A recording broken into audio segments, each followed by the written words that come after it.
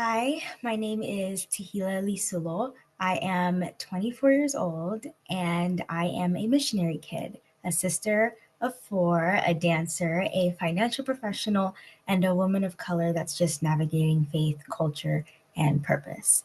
So before this course, I never realized how much communication shaped who I am. And one of the biggest concepts that stood out to me in this course was the self concept, and that the idea that our identity is formed through interactions and experiences. And growing up as a missionary kid meant constantly adapting. And I lived in so many different cultures, surrounded by many different people, and what success looked like for them within my own family, in the church, and what respect looked like, and just what community looked like within that. And so, because of that, my communication style became observant and adaptive. And I learned to read the rooms before speaking. And I became aware that culture influences how people interpret tone and eye contact, and even silence that directly connects to what we learned about culture shaping communication patterns, which I see all the time within my friendships and especially recently within my family. Speaking about family, music is something that's very major and influential in my life. And in my home, music wasn't just entertainment, it was a connection towards each other and my faith. And my dad, he actually used to always play the guitar, and my mother would always walk around in the house singing hymns or just doing something that involved music. If she wasn't singing, she was humming. If she wasn't humming, music was playing in our entire house. And she was always leading us in worship. And my siblings are always expressing themselves in different ways. And looking back through the lens of this course, I see how nonverbal communication shaped me. Tone, facial expressions, posture, those communicated emotion long before words did. And that also has to go with music, which is who I am and is a part of who I am. And that's also how I express myself non-verbally through people, is through music and musical pieces. And because of that, I became someone who feels communication very deeply. And I notice energy that shifts within a room. And I pick on tensions, and sometimes that's a strength. Sometimes it means I can also internalize things too quickly, which isn't always the best, but it's something to learn and to grow from. And another important concept for me was social comparison.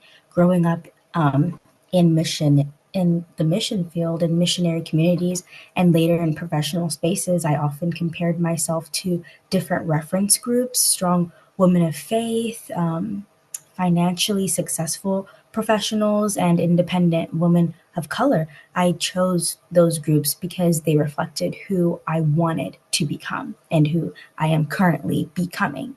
But comparison has two sides.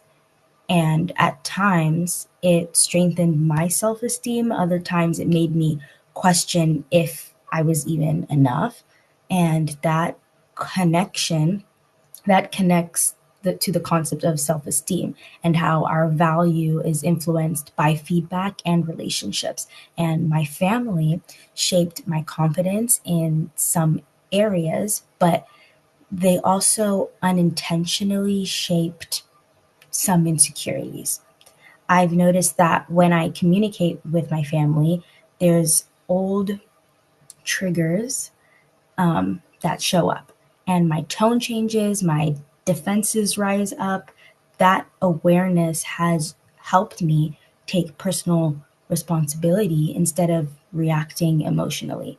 And, you know, as a woman, and specifically a woman of color, gender and cultural expectations also influence my communication. And so sometimes I feel pressure to soften my voice so I'm not perceived as too much.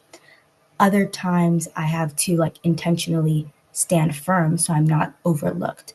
and understanding that how gender roles influence communication has helped me navigate professional spaces more confidently. And so today, as a financial professional, which is what I do for work, I educate women on financial literacy, and I see how my experiences shaped my purpose.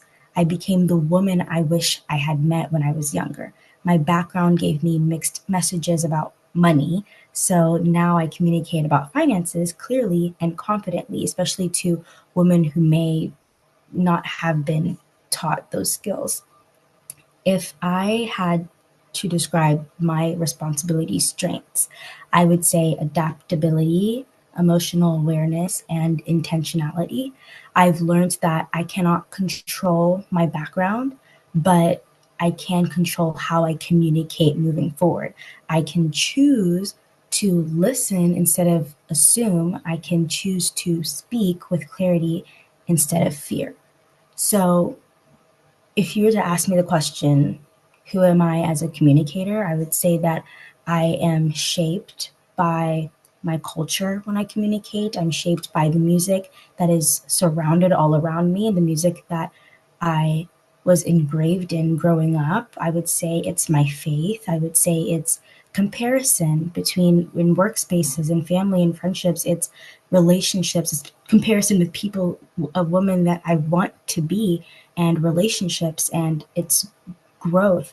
And one thing I've realized is that I am still learning, but now I understand that communication is not just how I speak, it's how I interpret, how I respond, how I don't just think about what I'm going to say in return, but I'm actively listening and being attentive to what the person is saying, and take responsibility for the impact I have on others.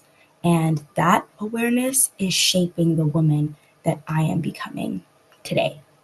So, thank you so much for listening. I hope that this was giving you a little bit of insight of who I am and how communication just affects my life and continues to every day.